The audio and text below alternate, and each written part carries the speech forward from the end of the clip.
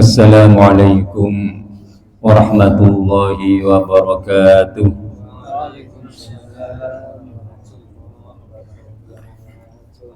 Alhamdulillahi rabbil alamin.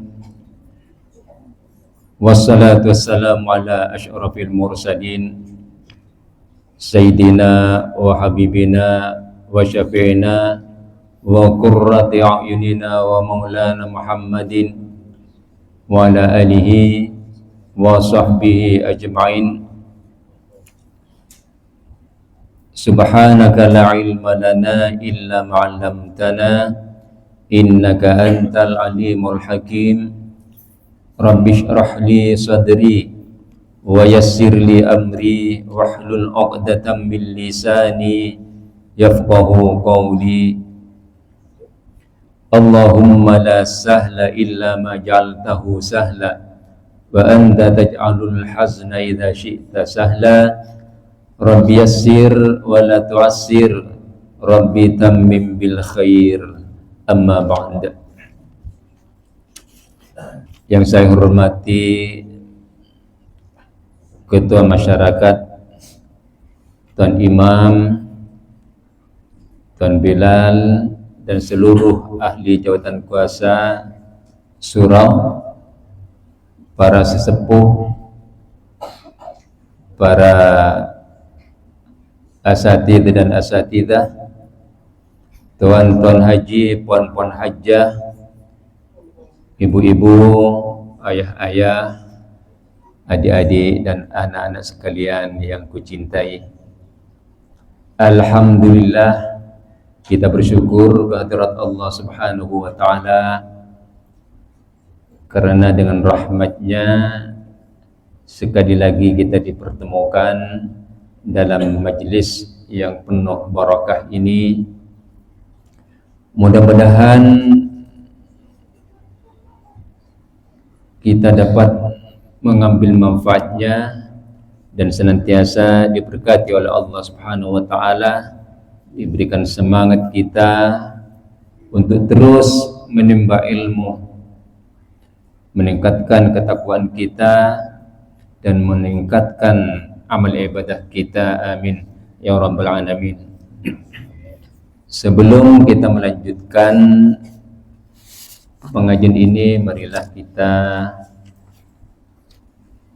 awali dengan surah Al-Fatihah sebagai tawassul kita kepada Rasulullah sallallahu alaihi wasallam, kepada para anbiya al-mursalin, sahabat-sahabat baginda, istri-istri baginda, para tabi'in, tabi'in, para ulama, ulama, syuhada dan sholihin, kepada kedua orang tua kita dan kepada pengarang kitab yang kita jadikan bahan kajian ini, yaitu kitab Sulamut Taufiq Asy-Syaikh Al-Allamah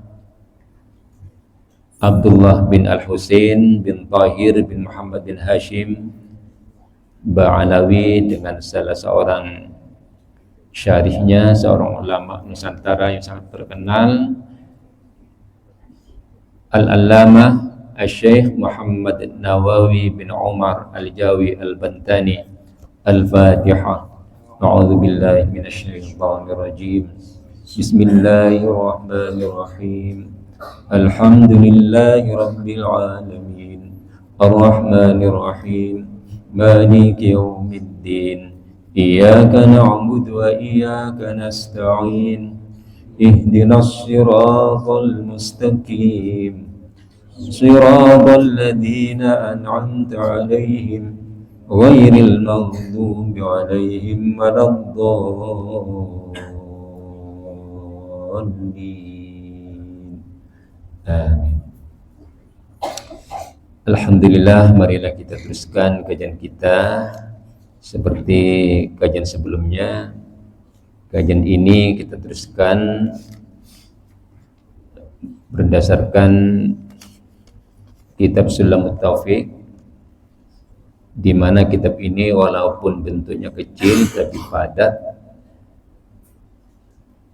Isi kandungannya bermacam disiplin ilmu di sini, termasuk ilmu fiqh, ilmu tasawuf, dan juga ilmu akidah.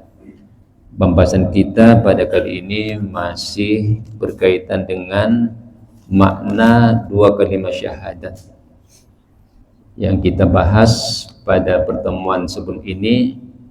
Makna asyhadu anna Muhammadar Rasulullah, pengertian dari syahadat yang kedua, yaitu syahadat Rasul. Asyhadu anna Muhammadar Rasulullah, seperti pembahasan sebelumnya, bahwa pengertian penyaksian, kita bersaksi bahwasanya Nabi Muhammad itu utusan Allah, kaitannya apa? Kita mengetahui, kita yakin, percaya, membenarkan dan beriman bahwasanya junjungan kita Nabi besar Muhammad SAW itu adalah utusan Allah yang diutus untuk seluruh makhluk. Nah, ini perbedaannya. Kalau nabi-nabi sebelum ini mereka diutus hanya di kawasan setempat, secara lokal saja. Jadi ruang lingkupnya sesuai dengan taburan manusia waktu itu masih tertumpu di kawasan masing-masing, maka yang Allah utus maka hanya di sekitar itu juga. Dan perbedaannya juga, di zaman nabi-nabi terdahulu Allah mengutus para nabi dan rasul ini dalam satu masa itu bukan hanya satu orang nabi dan rasul, terkadang sampai 2, 3 dan sebagainya. Contohnya di zaman Nabi Ibrahim alaihissalam umpamanya, di situ ada seorang nabi dan rasul juga yang termasuk salah seorang nabi dan rasul yang disebutkan namanya di Al-Quran, yaitu Nabi Lut, masih keluarga terdekat Nabi Ibrahim. Lahir juga Nabi Ishaq dan Ismail.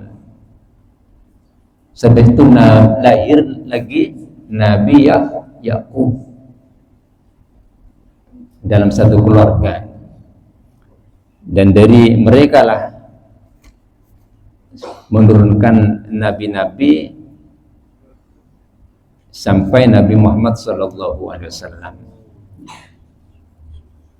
Di zaman Nabi Musa umpamanya ada Nabi Shu'aib yang menjadi bapak mertua Nabi Musa. Kisahnya diceritakan dalam Al-Quran, bagaimana perjumpaan Nabi Musa dengan calon istrinya itu ketika melarikan diri ya dari Fir'aun, sebab pernah menampar orangnya Fir'aun.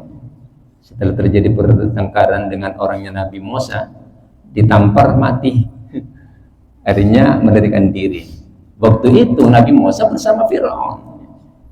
Bukan setelah diutus saja Nabi Musa, kisahnya Fir'aun. Nabi Musa itu dibesarkan oleh Fir'aun. Ini perlu tahu ya. Nabi Musa dibesarkan oleh Fir'aun dan menjadi anak angkatnya Fir'aun. Kan kisahnya setelah setelah Fir'aun diberitahu oleh para tukang sihirnya, para bomoh-bomohnya, bahwasanya akan ada seorang bayi yang dilahirkan di kalangan Bani Israel yang akan menyebabkan runtuhnya kekuasaan Fir'aun. Maka pada waktu itu Fir'aun mengerahkan pada tentaranya untuk dikirim ke setiap penjuru kota dan desa mencari orang yang hamil, dan diawasi kalau yang lahir itu laki-laki terus diambil oleh tentara Fir'aun dan dibunuh. Sehingga diceritakan dalam kitab-kitab sampai sekitar 60.000 bayi ya, yang dibunuh oleh Fir'aun dan orang-orangnya. Nabi Musa terselamat.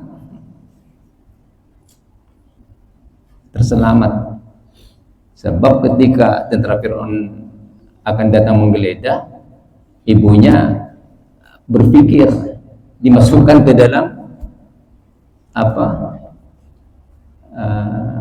tempat masak. Apa kata orang bawah itu?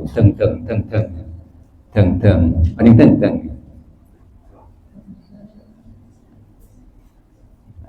Tempat masak nasi, tapi masih ada lapisnya lagi di situ ya, ada lapisnya lagi. Nasinya itu diletak di atasnya, ya seperti mengukus begitu, bukan langsung terkena pada airnya ya. Nabi Musa diletakkan di situ, ditutup. Datang tentara Fir'aun, dicari,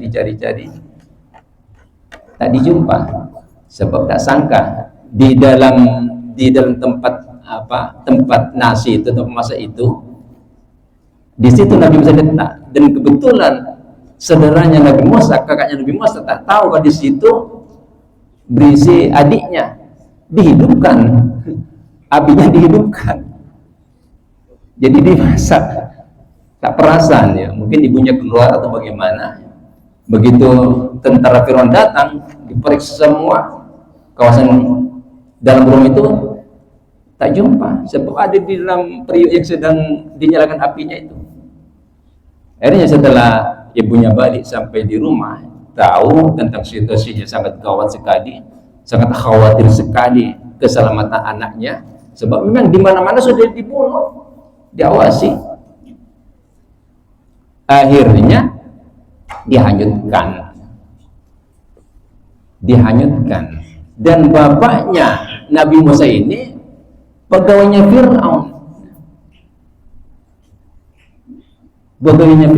bahkan diceritakan oleh para ulama ya, dalam kitab-kitab, bahkan terjadinya hubungan intim ibu dan ayahnya Nabi Musa terjadi di istananya Fir'aun.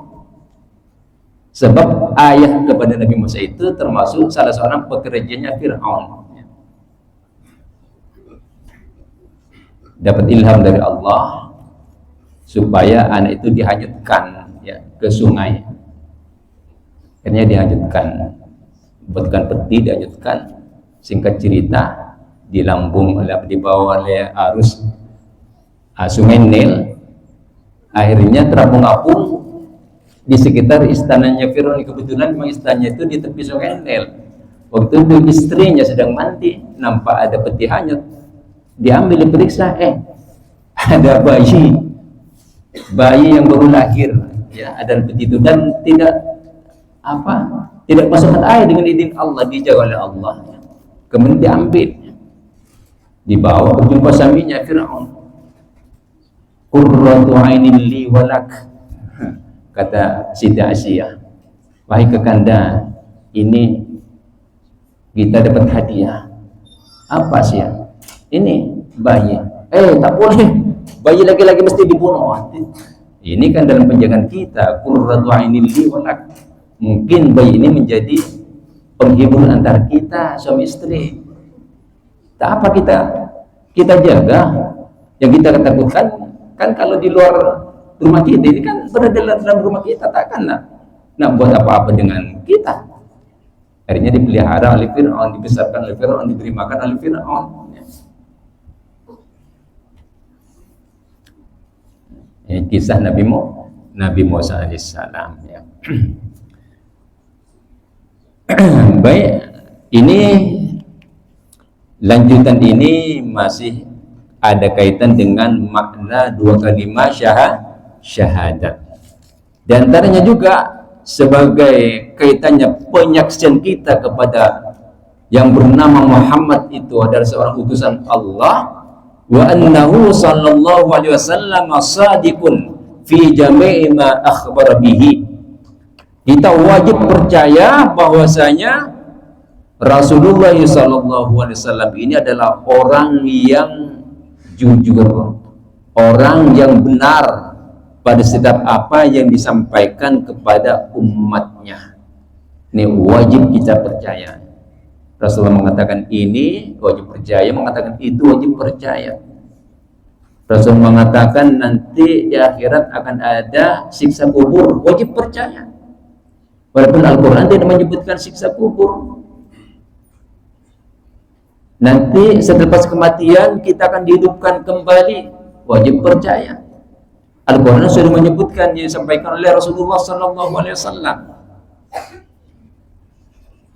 Famin dzalika adzabul qabri wa na'imuhu. Di antara apa yang dikhabarkan oleh Rasulullah SAW yang wajib kita yakin dan percaya adalah berkenaan dengan siksa kubur, wa huwa adzabul barzakh. Siksa kubur ini maksudnya adab barzakh.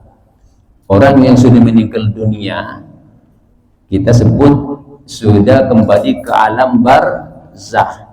Belum masuk surga, belum masuk neraka, belum lagi. Tapi rohnya boleh jadi sedang mendapat nikmat dan boleh jadi sedang mendapat siksa. Orang yang mati sekarang ini boleh jadi mendapat nikmat, boleh jadi mendapat siksa di alam barzakh. Alam barzakh ini lebih luas daripada alam dunia. Maknanya orang yang sudah meninggal dunia ini mereka hidup, sebab roh ini tak mati. Roh tak mati. Yang mati ini apa? Yang mati jasad. Orang disebut orang mati apabila rohnya berpisah dari jasadnya, maka jasadnya itu disebut mati. Rohnya tak mati. Roh tak mati. Tapi Allah pindahkan ke alam lain, disebut illiyin.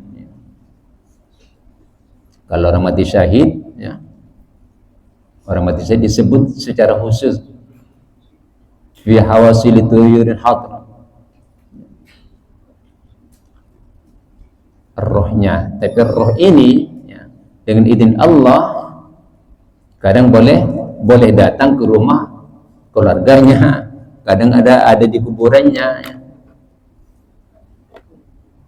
Tapi di alam barzakh pada umumnya kebanyakan kitab-kitab menerangkan bahwa di alam barzakh mereka saling berkenalan, saling berjumpa dengan keluarga-keluarga yang sudah lebih mendahului masuk ke alam barzakh. Tapi di samping itu mereka masih boleh berhubung dengan orang yang masih hidup. Ini alam barzakh.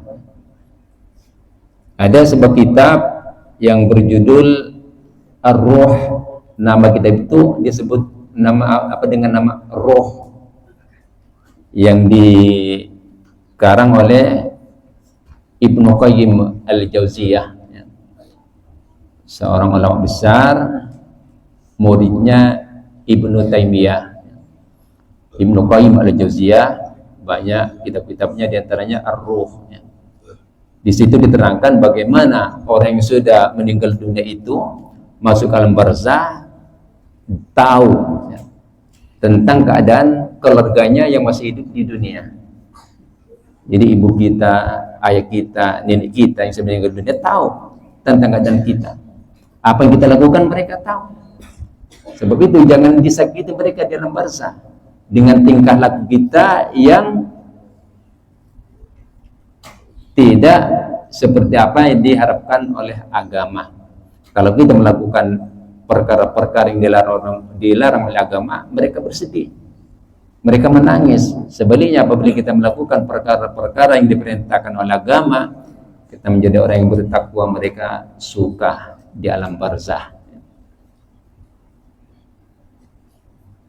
Terkadang ada yang datang berjumpa dengan temannya yang masih hidup, berjumpa dalam mimpi. Dan itu benar terjadi. Ada salah satu kisah yang disebutkan dalam kitab Ar-Ruh, kitabnya Ibnu Qayyim al-Jauziyah itu. Ada seorang yang sudah meninggal dunia semasa hidupnya. Itu diantara sahabat, itu sahabat Rasulullah, namanya siapa lupa saya. Jadi diterangkan dalam kitab itu, diantara sahabat yang dipersaudarakan. Sebab ketika Rasulullah berhijrah ke Madinah, di antara langkah pertama Baginda mempersaudarakan sahabat Muhajirin dengan sahabat Ansar, dijadikan saudara angkat, begitulah maksudnya. Dua bersaudara ini, dari yang satu dari Muhajirin, yang satu dari Ansar ini, yang memang rapat, semua yang dipersaudarakan Rasulullah, mereka seperti adik-beradik kandungnya.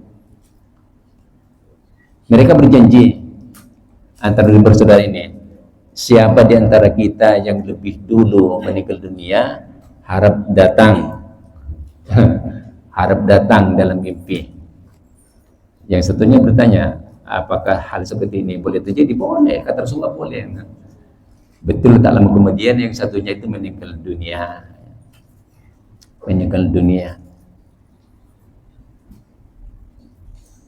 Kemudian beberapa hari kemudian datang dalam mimpi yang sudah meninggal itu.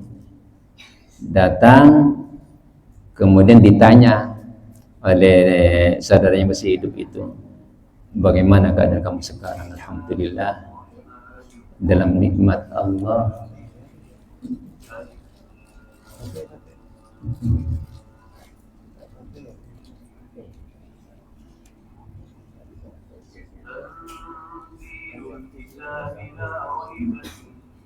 Ya, misalnya.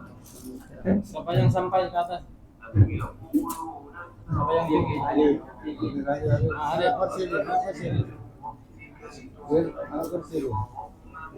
boleh lah sampai.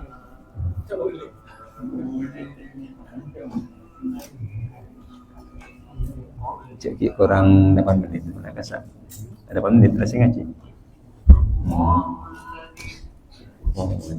Nyaman-nyaman tuh.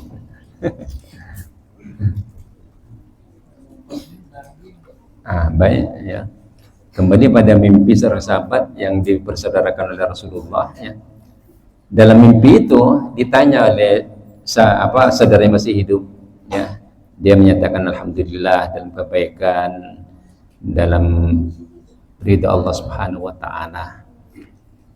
Kemudian dia bercerita, tanpa ditanya bercerita, kenapa kamu sudah lama datang ke rumah aku? Semenjak aku meninggal, kenapa kamu tak pernah datang ke rumah aku, tak pernah menengok keluarga aku? Kamu tahu tak bahwa kucing kesayanganku itu sudah mati beberapa yang lepas? Kata saudaranya sudah meninggal dunia itu. Dan anakku itu, yang perempuan itu, beberapa hari lagi dia akan meninggal dunia. Terkejut setelah terbangun, terkejut. Tapi yang dipesan yang paling penting satu, aku sebelum meninggal pernah berhutang kepada jiran kita orang Yahudi itu. Diterangkan berapa dinar di situ, tapi tak sempat aku gunakan. Istriku pun tak tahu. Dan duit itu aku simpan, aku sorokkan di atas rumah. Jelas sekali dalam mimpi itu ya. Istriku tak tahu, coba carikan, kembalikan kepada Yahudi itu. Akhirnya esoknya datang, saudaranya masih itu datang ke rumah keluarganya. Kata keluarga yang sudah meninggal itu, kenapa engkau udah lama tak datang? Semenjak kematian saudaramu itu kamu tak pernah datang sini. Iya. Dan kebetulan tadi malam saya mimpi bertemu dengan almarhum. Dia pun tahu kalau saya tak pernah datang ke sini. Dan dia menyatakan bahwa kucingnya beberapa hari yang lalu katanya mati, betul ya? Oh iya betul, 3 hari yang lalu sudah yang mati. Mana anakmu yang perempuan? Ditanya. Ada di belakang sana, dia sedang main. Sehat? Iya sehat. Didatangi, dipegang-pegang kepalanya, kasihan. Anak ini, kata bapaknya, akan menyusul tak lama lagi. Tapi dia tak sebut seperti itu dengan emaknya, hanya berpesan, tolong jaga baik-baik anak ini, jangan sampai kemana-mana, awasi. Dia tak sebut akan meninggal, nanti terkejut emaknya kan. Pas itu dia tengok-tengok, tengok-tengok ke bagian atas rumahnya, rasa-rasanya ada di mana duitnya yang dicakap disorokkan di atas rumahnya. Dia tengok-tengok, nampak seperti di bagian sebelah belakang dapurnya itu ada tempat seeding lah, seperti itu. Nah, kemudian dia minta izin, coba ada kursi dah? Ada. Nah, bagaimana? Saja nak tengok-tengok. Setelah naik apa di atas kursi, tengok-tengok, nampak ada bungkusan terselip di celah-celah apa rumahnya itu, celah-celah papannya itu. Diambil betul-betul persis ya. Seperti yang disebutkan, kalau 10 dinar ya 10 dinar. Akhirnya diambil ya, tanpa dibagi tahu sama keluarganya itu ya. Tanpa dibagi tahu pada keluarganya, terus diambil, diberikan kepada Yahudi itu tadi. Gitu hubungan antara orang yang sudah meninggal dunia dengan orang yang masih hidup ya. Ini terjadi pada sahabat Rasulullah, dan banyak lagi cerita-cerita yang disebutkan seperti itu ya. Jadi orang yang sudah meninggal dunia, orang-orang tua kita ini semuanya ya, kadang-kadang datang dalam mimpi, itu betul ya. Dan selalu mengawasi kita, selalu tengok-tengok kita ya. Apabila melihat ahli keluarganya, anaknya, cucunya orang yang baik-baik, taat pada perintah Allah, mereka gembira. Sebaliknya apabila melihat anak cucunya tergelincir dari rel-rel agama, mereka bersedih. Ya, di antara berita ataupun kabar yang disampaikan oleh Rasulullah SAW itu adalah adzabul qabri, siksa kubur. Wa huwa adzabul barzakh, siksa kubur ini adalah siksa barzakh ya. Siksa di alam barzakh ya. Jangan lalu kita, aku tak berapa yakin siksa kubur ini, coba aku akan gali, digali orang yang baru meninggal dunia itu, dia tak jumpa ya. Kecuali dalam keadaan tertentu, kalau Allah ingin menunjukkan pada orang yang yang masih hidup, mungkin bisa terjadi. Tapi kalau hanya semata-mata pembuktian untuk membuktikan bahwa adab kubur ini betul-betul terjadi, ya tak mau dilihat dengan secara mata kasar, sebab namanya siksa barzah. Dan siksa barzah ini ya, sama ada orang itu dikuburkan ataupun tidak, tetap terjadi. Sama dengan nikmat kubur, nikmat barzah, dikuburkan ataupun tidak, tetap terjadi. Disebut adabul kubur, udifa ilal qabri li'annahu al-ghalib, disandarkan kepada kubur, siksa kubur, nikmat kubur itu yang ghalib, orang yang meninggal dunia dikuburkan. Itulah sebabnya disebabkan kepada siksa kubur ataupun nikmat kubur. Wa illa fa kullu mayyitin aradallahu ta'dibahu anallahu ma aradau bihi kubira aw lam yukbar. Kalau bukan hanya karena namanya itu disandarkan secara umum, orang yang meninggal dunia itu biasanya dikuburkan, kenyataannya bukan begitu. Setiap orang yang meninggal dunia itu yang Allah ingin menyiksanya, maka terjadi siksa kepadanya. Orang itu dikuburkan ataupun tidak. Mungkin orang itu tenggelam di lautan, dimakan ikan, terus hancur, tak ada. Allah menghendaki itu disiksa, terjadi siksa. Ataupun orang itu selepas meninggal dunia dibakar menjadi abu, kan banyak orang yang dibakar kan, orang kita saja tidak dibakar menjadi abu. Macam mana aku nak buktikan siksa kubur betul-betul ada? Ya tak dapat dibuktikan.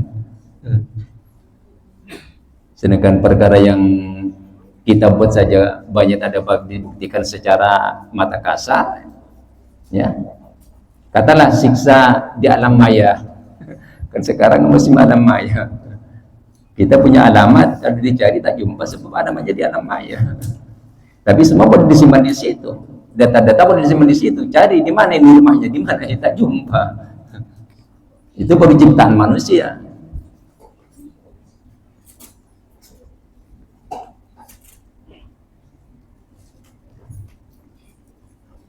Walau suliba au hurika fi bahrin aw kalahu dzawabu au uhriqa hatta shara ramadan.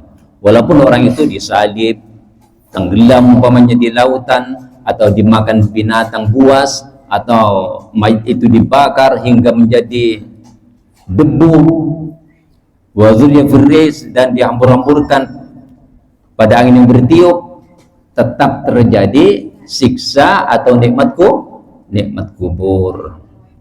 Lil kafiri wal munafiqi wa usatil mu'minina wa li hadhil ummah wa ghairiha. Siksa kubur ini terjadi kepada semua orang. Orang kafir juga disiksa di kuburnya, orang munafik disiksa di kuburnya, wa usatil mu'minin, orang-orang mukmin yang banyak dosa juga disiksa di kuburnya. Wa li hadhil ummah wa ghairiha, terjadi pada umat sebelum Rasulullah dan umat sekarang, umat ini. Ini siksa kubur. Wa dalilu qaiha qauluhu ta'ala an-naru yuraduna 'alaiha ghuduwwan wa 'ashiyya. Dalil adanya siksa kubur diantaranya ada dalam Al-Qur'an, ya. Ketika Allah bercerita tentang Fir'aun dan kaumnya, Allah menyebutkan di dalam Al-Quran, an-naru yu'raduna 'alaiha ghuduwwan wa 'ashiyya. Api dikenakan kepada mereka, yaitu Fir'aun dan keluarganya, pada waktu pagi dan waktu petang. Fir'aun dan keluarganya di mana sekarang? Fir'aun dan orang-orangnya di mana sekarang? Ada yang tahu? Ada yang boleh menjawab? Fir'aun dan keluarganya sekarang ada di mana? Bening. Ada di alam barzakh. Yang jangan disebut ada di kuburan. Kalau di kuburan, tidak ada apa. Sudah habis dimakan tanah, ada di alam barzakh. Rohnya bebas, boleh kemana-mana. Tapi dalam ayat ini Allah sebutkan bahwa roh Fir'aun dan orang-orangnya ini sedang disiksa. Kecuali jasadnya Fir'aun. Jasad Fir'aun ada di piramid, ya, di Mesir ada. Berdasarkan firman Allah yang menyatakan dalam Al-Quran bahwa jasad Fir'aun ini akan dijaga, akan diselamatkan supaya menjadi iktibar kepada orang-orang selepas itu, bahwa orang yang angkuh sombong, yang mengaku Tuhan, akhirnya juga mati, ada jasadnya.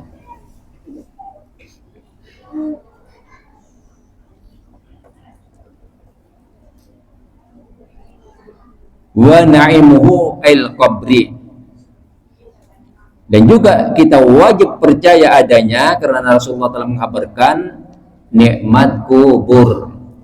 Tadi siksa kubur, lawannya nikmat kubur. Wajib kita percaya sebab Rasulullah telah menyampaikan tentang adanya nikmat kubur. Famin na'imihi tawsi'uhu wa ju'ila kindilun fihi wa futihat taqatun fihi minal jannah wa imtila'uhu birraihan wa ja'luhu radatan min riyadil jannah. Dan antara macam-macam nikmat kubur itu bahwa kuburnya dilapangkan. Secara zahirnya kita diletakkan di alam kubur ini di liang lahat kecil saja, tak sampai 3 kaki, mungkin dalam 2 kaki saja, lebih kurang 2 kaki. Tapi orang-orang yang mendapatkan nikmat kubur, ya, dirasakan macam ada di istana, merasa lapang. Bahkan waju'ila kindilun fihi, ada lampunya sekali di situ. Ini orang-orang yang mendapat nikmat kubur. Wa futiha taqatun fi minal jannah, bahkan dari kuburnya itu dibuka semacam tingkap yang terus boleh nampak ke surga sehingga merasakan nikmatnya surga. Sebab itu Rasulullah menyatakan al-qabru radatun min riyadil jannah au hufratun min hufarin niran. Kuburan itu adalah sama ada termasuk taman dari taman-taman surga atau justru termasuk bagian dari jurang-jurang neraka. Artinya orang-orang yang mendapatkan nikmat kubur dia seperti berada di taman-taman surga, dan sebaliknya orang yang mendapatkan siksa kubur bagai berada di jurang neraka. Belum terjadi akhirat sudah disiksa oleh Allah, dan sebaliknya orang-orang yang baik belum terjadi akhirat, belum dimasukkan ke dalam surga, tapi sudah mendapat nikmat seperti berada di surga.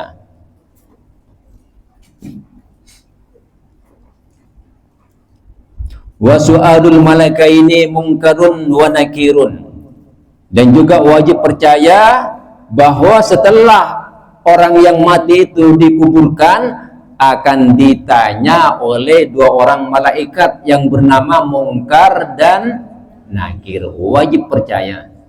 Sebab ini berita dari seorang nabi dan rasul, yaitu Rasulullah Sallallahu Alaihi Wasallam.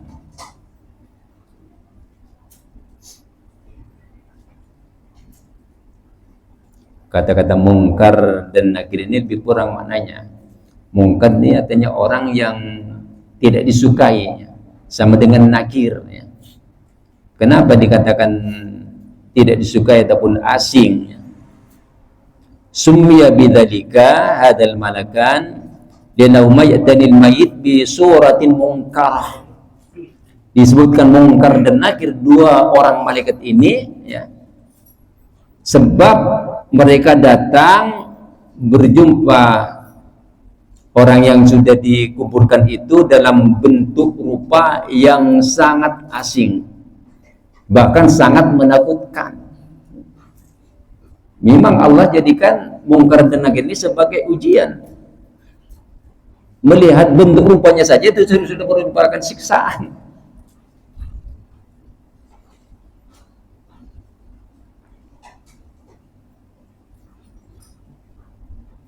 Wa inna sifatahuma annahuma aswadani azraqani ayunuhuma kaqudurin nuhas.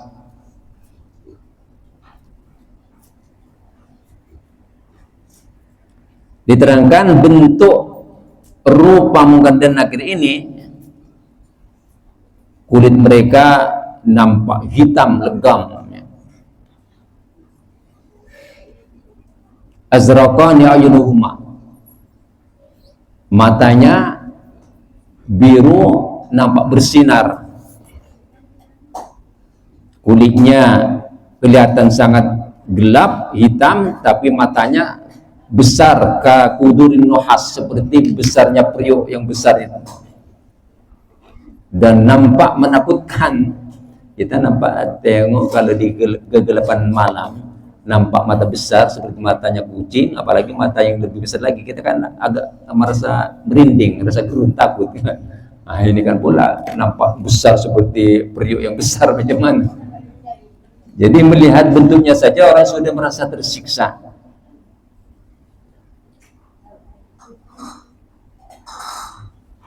Wa fi riwayatin kal barqi waswatuhuma karra'di.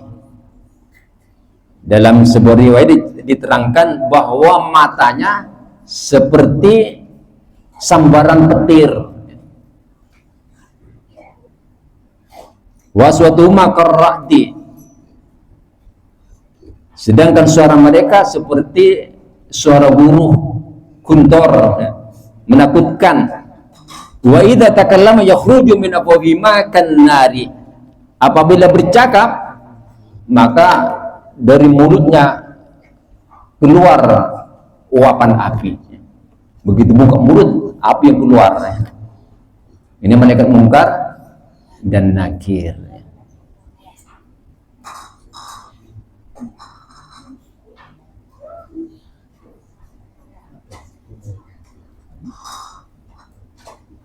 Biadi kulli wahidin min umma mitratun min hadidin.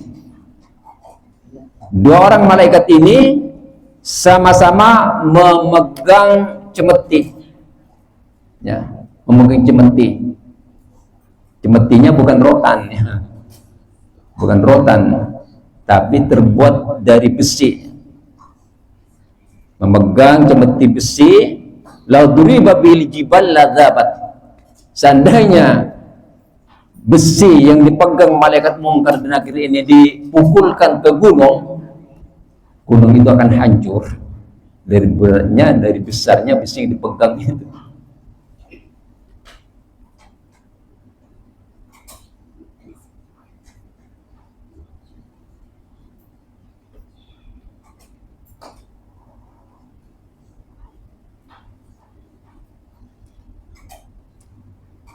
Diterangkan di sini, la wijtama ada ahlul mina ma aqalluha.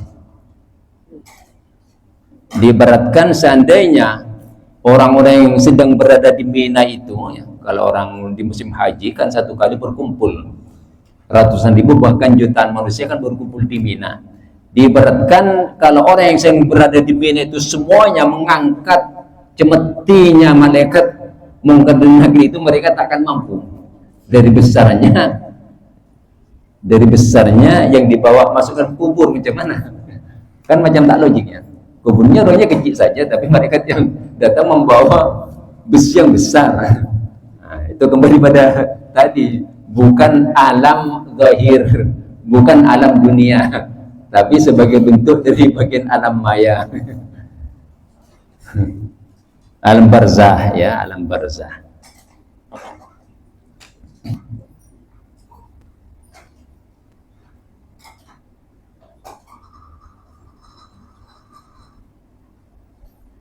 Wa huma lil mu'mini ta'i'i wa ghairi 'ala sahih.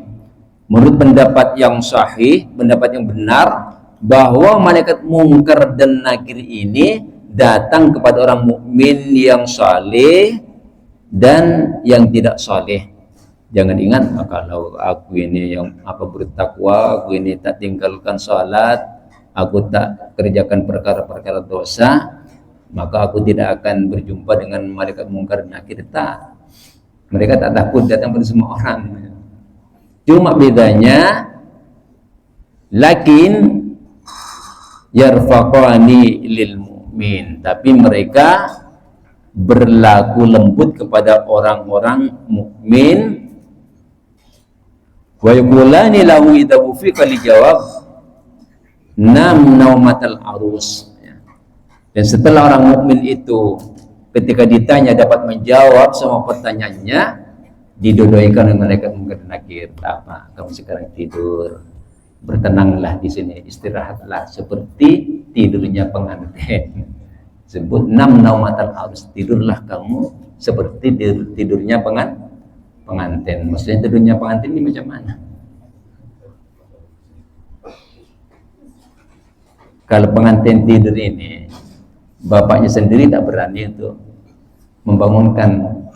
Katakan sudah masuk waktu subuh tapi dilihat belum bangun lagi, segan orang tuanya membangunkan. Mertuanya juga segan untuk membangunkan, dibiarkan saja. Tina jalan lagi di tingkat kiri. Malam harus dijaga anak. Kan begitu biasanya. Yang membangunkan hanya orang yang tercinta, hanya istrinya ataupun suaminya yang akan membangunkan.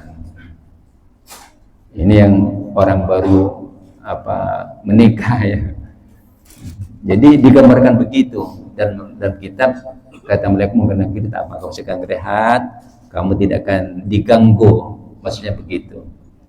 Sepanjang kamu berada di sini tidak akan mengganggu, bahkan sebenarnya akan mendapatkan nikmat kubur.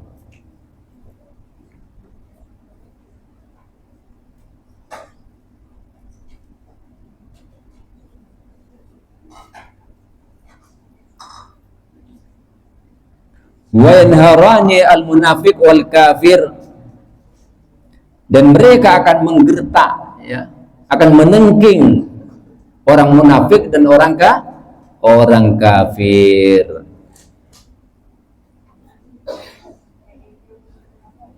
Diterangkan dalam kitab lainnya, orang-orang yang saleh, para ulama, mereka jawabnya lain. Setelah ditanya, "Marrabbuka?" Siapa Tuhanmu? Mereka menjawab di balik pertanyaan itu, "Kamu berani-berani menanya aku, siapa suruh kamu menanya aku?" Bingung malaikat munkar nakir. Siapa yang suruh kamu menanya aku? Siapa yang suruh kamu datang ke sini? Mereka yang berpandangan, ya siapa yang suruh kita ya? Ada biar-biarkan, ditinggal. Diceritakan di dalam kitab Nurul Dhalam, ya saya kita Aqidul Awam, diterangkan para ulama, ya, para aulia, mereka akan seperti apa yang disebutkan Al-Qur'an, yuthabbitullahu alladziina amanu bil qawli tsabit, ya. Allah meneguhkan mereka dengan ucapan yang kuat. Nah, maksudnya seperti itu. Para ulama, para aulia bertanya balik kepada Munkar dan Nakir, siapa yang suruh kamu datang ke sini? Siapa yang kirim aku untuk menanya perkara-perkara ini?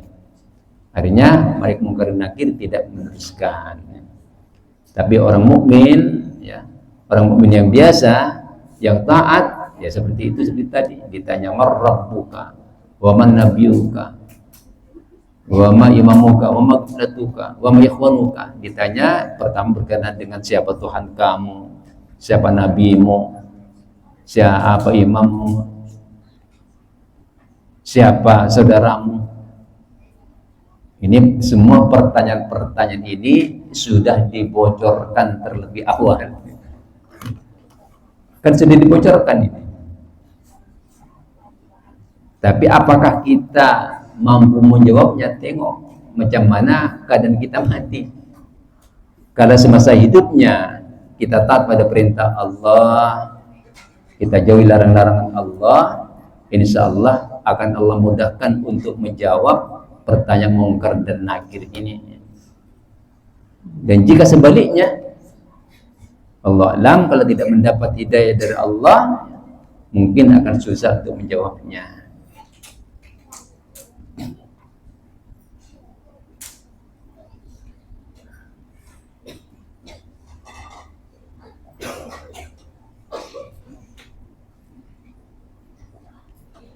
Baiklah, sampai di sini saja dulu. Seperti permintaan sebelum ini, minta waktu untuk soal jawab, ya. Mungkin dalam 10 menit, Ustaz, ya. Soal jawab sebelum ditutup. Kalau tak ada yang bertanya, akan saya sambung 10 menit lagi. Dipersilakan. Dulu ada yang minta diperpanjang masa soal jawabnya, tapi setelah diminta untuk bertanya, tak ada yang bertanya. Baji doa saja yang tanya. Yang lain diam. Ada ya? Saya sendiri ada yang tanya saja. Silakan. Saya mau tanya tentang syarat sholat. Di situ disebutkan di dalam Safinatul Najah juga disebutkan syurutus sholati samaniyatun. 8. Saya mau sebut satu di antaranya, wa alla yaqtaqida fardun wa alla yaqtaqida min furudiha sunnatan. Begitu ya? Wa alla yaqtaqida min furudiha sunnatan. Artinya kita tidak boleh beriktikad ataupun meyakini dari semua fardu-fardu salat ini sunnatan sebagai sunat. Nah, kalau ada di antara kita ini ataupun ada di antara musalli yang menterbalikkan ataupun mengubah kalimat tadi itu, wa ayyaqtaqida min sunnatiha fardhon, artinya mengiktikad ataupun memberi keyakinan di dalam sunat-sunatnya sholat, sama ada sunat dalam bentuk sunat abad atau hayat, fardhon dianggap sebagai fardu. Nah, bagaimana sholatnya itu? Sholatnya itu as-sah atau lebih kuat. Itu saja. Baik, terima kasih ya. Kaitannya dengan ibadah ini ya, dengan salat, kalau kita perhatikan tentang rukun-rukun salat itu, diantaranya seperti yang kita tahu ada, boleh dikatakan 13, ya, boleh juga disebut 14, 17 juga boleh ya. Terpulang bagaimana kita menghitungnya. Yang disebut 13 itu tumak ninah dalam 4 tempat itu dijadikan satu. Ketika ruku wajib tumak ninah, ketika itidal wajib tumak ninah, ketika sujud wajib tumak ninah, duduk antara dua sujud wajib tumak ninah. Ketika berdiri wajib tak tumak ninah. Kan panjang membaca Fatihah. Wajib tumak ninah tak? Kenapa tak disebutkan? Bagaimana Ustaz? Ketika berdiri tidak diwajibkan tumak ninah, sebab ada kalanya orang yang makmum masbuk ya. Yang makmum masbuk itu tak perlu tumak ninah. Allahu Akbar terus ikut ruku ya. Boleh, tapi kalau takbirnya satu kali jangan takbir niat untuk ruku, tapi niatkan takbiratul ihram ya. Itu sebabnya tak dimasukkan dalam rukun. Ada kalanya kita tak wajib berdiri lama, itu maksudnya kan. Baik. Jadi yang perlu kita ketahui ya tentang rukun-rukunnya, supaya kita tahu dapat menempatkan antara syarat dan rukun. Dan dari sekian rukun-rukun syarat itu ya ada lagi syaratnya. Syarat sahnya salat lain ya. Rukun syarat lain. Kalau syarat sahnya salat diantaranya perlu ada wudu, yaitu bersih dari hadas kecil dan hadas besar. Perlu menghadap kiblat. Nah, wajib menutup aurat. Mesti sudah masuk waktunya. Banyak di antara syarat-syaratnya ya. Artinya sebelum melaksanakan salat ini perlu dipenuhi. Kalau syarat yang berkaitan dengan syarat sahnya salat ini, sebelum salat wajib dipenuhi dan sepanjang salat. Nah, perbedaannya. Karena menutup aurat itu wajib dipenuhi terlebih dahulu, dan sepanjang waktu salat wajib menutup aurat. Wajib bersih dari hadas kecil dan besar ya, sebelum masuk salat. Dan sepanjang salat macam itu juga. Itu bedanya syaratnya. Kalau rukun sudah dikerjakan ya sudah. Takbiratul ihram hanya satu kali saja, lepas itu dah habis dah.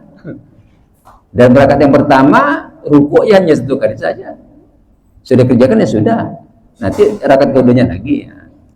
Kalau syarat terus sepanjang masa sampai habis syaratnya, baru tak ada kaitannya dengan syaratnya. Yang tadi syarat dalam rukun, syarat dalam rukun, paham ya? Syarat dalam rukun, syarat dan rukun. Contohnya begini, sujud ini berapa anggota sujud? Anggota sujud tuh jabhah, wayadan, dua tangan, warukbatan, dua lutut, warijilani, dua kaki, semua tuh 7. Ketika kita sujud, syaratnya mesti dai terbuka. Maksudnya bukan sujud pada apa yang kita bawa, songkok, atau bahkan seperti Ustadz Aman imamah pakai serban, cara melipatnya ya sampai menutupi separuh jabhah, separuh dai ya, tebal pula. Apabila sujud, serbannya yang kena, dainya tak kena. Nah, itu tak memenuhi syarat. Nah, itu namanya syarat di dalam rukun. Rukun itu, sujud itu rukun. Syaratnya jabah mesti langsung terkena kepada tempat sujud, tidak ada yang menghalang. Kaki, rukun sujud kaki, syaratnya mesti mengenakan ibu jari dilipat, walaupun hanya satu, ya, asal ada yang dilipat dari kedua kaki kita, ya. Kalau hanya berdiri tidak memenuhi syarat. Begini juga tidak sah, sebab tidak memenuhi syaratnya sujud. Kepala di samping tadi mesti terbuka, ya. Mesti ditekan, bukan hanya kena sikit-sikit, ya. Tak boleh, mesti ditekan ikut beratnya kepala. Ya. Artinya kalau kita sujud ini tidak boleh sujud kepada mahmul. Tidak boleh, tidak boleh, tidak sah. Adakah ini dianggap sebagai mahmul? Iya. Kalau kita sujud, umpamanya kita terkena ini waktu sujud. Oh, ya. Sujud kepada mahmul yang sampai menutup semua bagian dahi. Jabha ini kan ini jabha, ya. Menutup dahi. Contohnya kita macam ini, kalinya kena, ya. Mungkin ini tak kena. Jika tak kena bagian jabhanya, kulitnya jabha tak sah, ya. Tapi kalau hanya sekedar ini, sujud pada sini, kan yang lain masih kena. Sebab ba'dil wajhi, ya. Orang perempuan hati-hati ketika sujud, jangan sujud pada telekongnya, ya ibu-ibu. Ketika sujud jangan sujud pada telekongnya. Sujud pada telekung itu tidak sah salatnya.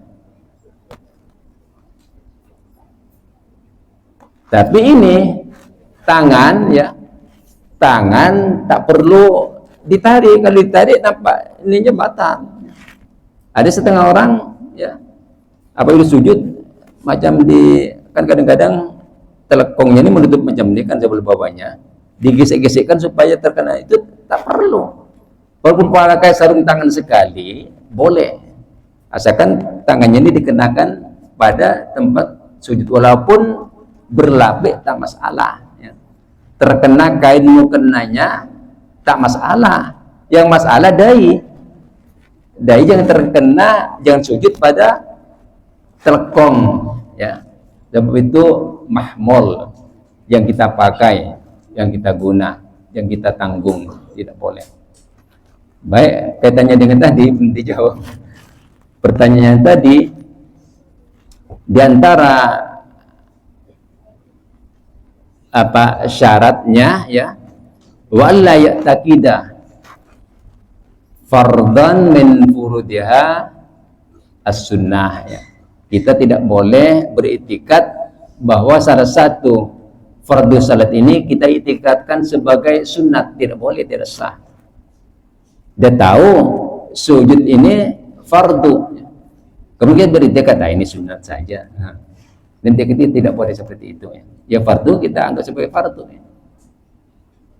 Dan kalau diitikan semua sekali, diitikan fardu semua, sebab tak berapa hafal apa ya fardu salat, tak berapa semoga kira fardu lah, tak masalah.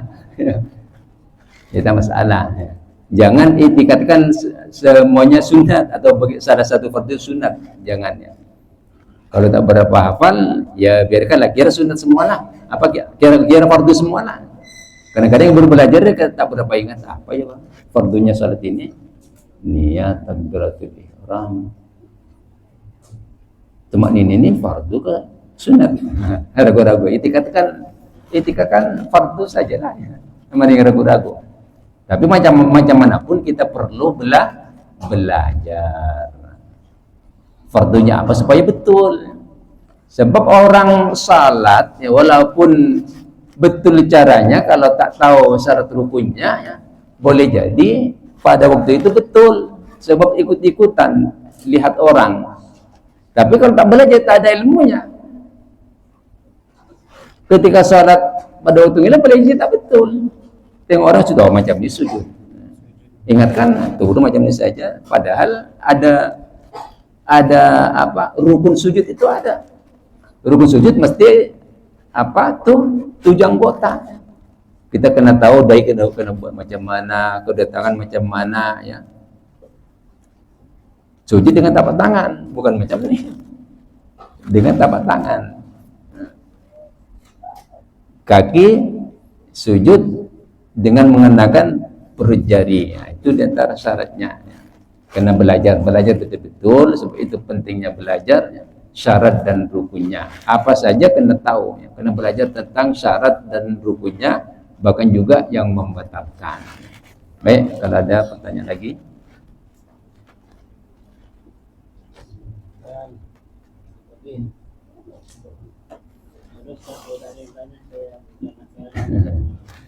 Silakan Pak Haji. Oh, kalau pada saya boleh tak ngiding. Silakan ya, Bapak di sini. Mungkar dan Nakir tidak dapat bertanya dengan Abu Nawas dalam kubur.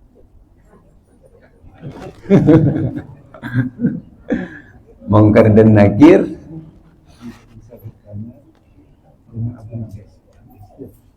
di dalam kubur. Ini persoalannya, kenapa Mungkar dan Nakir tidak dapat bertanya pada Abu Nawas dalam kubur? Ya, terbaca ya, ada terbaca dalam buku. Ini pertanyaan ini memang susah dijawab. Kenapa tak boleh dijawab? Tapi ada banyak contohnya ya. Ada banyak contohnya ya. Orang-orang saleh seperti saya sebutkan tadi, ya. Orang-orang saleh, Abu Nawas ini bukan orang gila ya, harus tahu. Abu Nawas yang terkenal dengan apa ceritanya itu tak seperti Abu Nawas yang diceritakan dalam Alfu Walailah ya. Ada 1001 malam yang dikarang oleh Ibnu Rushdi ya. Ibnu Rushd ya. Ada cerita Alfu Lailah Walailah, 1001 malam, dan banyak dalam bahasa Indonesia dan bahasa Melayu. Itu mengisahkan Abu Nawas itu tak seperti Abu Nawas sebenarnya. Itu hanya seperti apa istilahnya, seperti novel ya, hanya seperti novel itu. Bukan Abu Nawas sebenarnya dalam Alfu Walailah Walailah itu. Ya. Kan diterangkan macam-macam Abu Nawas, terkenal dengan menipunya itu ya. Menipu dan lucu seperti itu. Abu Nawas itu wajullah ya. Sang wajullah. Abu Nawas itu, Abu Nuwas ya. Harun Ar-Rasyid apabila dinasihati oleh Abu Nawas menangis, dimarah oleh Abu Nawas. Harun, bukan wahai khalifah disebut namanya. Wahai Harun, tahukah kamu kenapa Allah angkat kau sebagai khalifah? Supaya kamu memimpin umat dengan apa nadanya yang keras, sehingga Abu Nawas ini diherdik oleh pengiring-pengiringnya. Abu Nawas, apa yang kamu lakukan? Kau kurang ajar. Dimarah pengawalnya Harun Ar-Rasyid. Biarkan.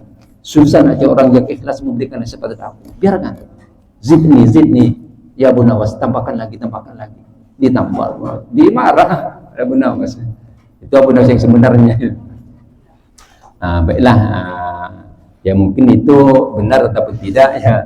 Sebab itu cerita novel kan. Novel ini kan kadang-kadang betul diceritakan, kadang-kadang hanya menunjukkan apa kreativiti seseorang untuk apa meluahkan perasaannya dalam berkarya, itu novel. Kadang-kadang memang bercerita apa cerita benar diceritakan, kadang-kadang hanya karangan-karangan ya. Nah, saya pun ada kitabnya 1001 malam itu. Ada dalam masa di Satab di situ ada ya. Alfu Lailah Walailah. Tapi ada dalam kitab diterangkan tentang seorang yang nampak zahirnya itu seperti bukan orang baik-baik.